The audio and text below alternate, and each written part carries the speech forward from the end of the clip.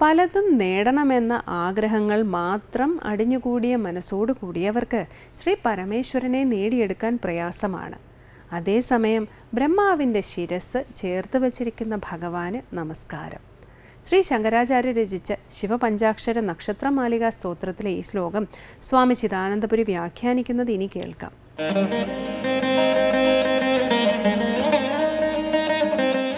ശ്രീ ശങ്കര സ്തോത്രകൃതികളിൽ ശിവപഞ്ചാക്ഷര നക്ഷത്രമാലികാ സ്തോത്രമാണ് നമ്മൾ ശ്രദ്ധിക്കുന്നത്. അതിലെ 5-ാമത്തെ ശ്ലോകം. വ്യോമകേശനും ദിവ്യഭവ്യരൂപനും ഹേമമേദിനീധരേന്ദ്രചാപനും നാമമാത്ര ദഗ്ധസർവപാപനുമായ ഭഗവാനെ സംബോധന ചെയ്ത് നമസ്കരിച്ചു. തുടർന്ന് കാമനൈകതാനഹൃദ്ദുരാപതേ നമഃ ശിവായ. കാമനകൾ വ്യത്യസ്ത പദാർത്ഥങ്ങളെ പ്രാപിക്കുന്നതിനുള്ള ആഗ്രഹങ്ങളാണ്. എനിക്കത് വേണം, ഇത് വേണം എന്ന നിലയ്ക്ക് പലതിനെ നമ്മൾ നേടാൻ ആഗ്രഹിക്കുന്നു.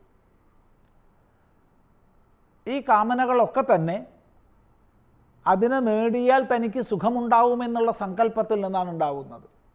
അപ്പം തൻ്റെ പാരമാർത്ഥികമായ സുഖസ്വരൂപം അറിയാത്ത സ്ഥിതിയിൽ ഇന്ന വസ്തുവെ നേടിയാൽ സുഖമുണ്ടാവും, ഇന്ന വസ്തുവെ നേടിയാൽ സുഖമുണ്ടാവും എന്ന സങ്കല്പത്തോടു കൂടി നമ്മൾ പലതിനെ ആഗ്രഹിക്കുന്നു. ആ പലതിനെ ആഗ്രഹിക്കുന്നതിനാണ് കാമം, കാമന എന്നൊക്കെ പറയുന്നത്. അപ്പം ഏകതാനമായെന്ന് പറഞ്ഞാൽ ഒറ്റ നിലയ്ക്ക് വേറൊന്നുമില്ല. അവിടെ കാമന മാത്രം. പലതിനെ നേടണമെന്നുള്ള ആഗ്രഹം മാത്രം ഏകതാനമായി അടിഞ്ഞുകൂടിയ ഹൃദയത്തോടു കൂടിയവർക്ക് ദുരാപനാണ്, നേടിയെടുക്കാൻ പ്രയാസമുള്ളവനാണ് ഭഗവാൻ. എത്ര കണ്ട് നമുക്ക് വിവിധ വിഷയങ്ങളെ പ്രാപിക്കാനുള്ള ആഗ്രഹമുണ്ടോ അത്രയും ഈശ്വരനിൽ ആഗ്രഹമില്ല. നമുക്ക് ഈശ്വരപ്രാപ്തിക്ക് ശരിയായ ഇച്ഛയുണ്ടോ അവിടെ മറ്റ് വിഷയങ്ങളെല്ലാം അപ്രസക്തമായി തീരുകയാണ്. ഒരാഗ്രഹത്തെയും നമ്മൾ ഉപേക്ഷിക്കുകയല്ല ചെയ്യുന്നത്, ഒരാഗ്രഹത്തെയും ഉപേക്ഷിക്കേണ്ടതുമില്ല. മറിച്ച് പരമമായ ഈശ്വരേച്ഛയിൽ, ഈശ്വരപ്രാപ്തിക്കായിക്കൊണ്ടുള്ള ഇച്ഛയിൽ മറ്റ് ഇച്ഛകളും കാമങ്ങളും എല്ലാം അപ്രസക്തമായി കൊഴിഞ്ഞു വീഴും. അപ്പോൾ പലവിധ വിഷയങ്ങളെ പ്രാപിക്കാനുള്ള ആഗ്രഹങ്ങൾ മാത്രം അടിഞ്ഞുകൂടിയ ഹൃദയത്തോടു കൂടിയവർക്ക്, ഹൃദയം അവിടെ അന്ധഃകരണത്തിൻ്റെ അർത്ഥത്തെയാണ് കാണിക്കുന്നത്, അങ്ങനെയുള്ള മനസ്സോട് ബുദ്ധിയോട് കൂടിയവർക്ക് പ്രാപിക്കാൻ വളരെ പ്രയാസമാണ് ഈശ്വരനെ. ബഹിർമുഖന്മാർക്ക് സുദുർലഭനാണെന്നർത്ഥം.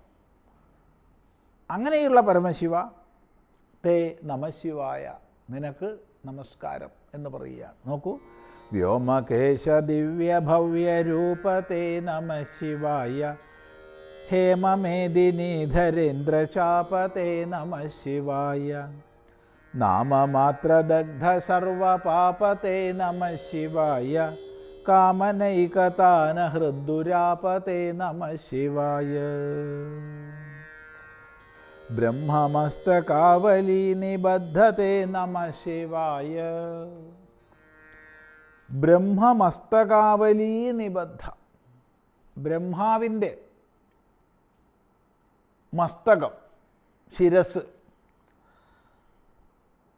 അങ്ങനെ ബ്രഹ്മാവിൻ്റെ ശിരസ്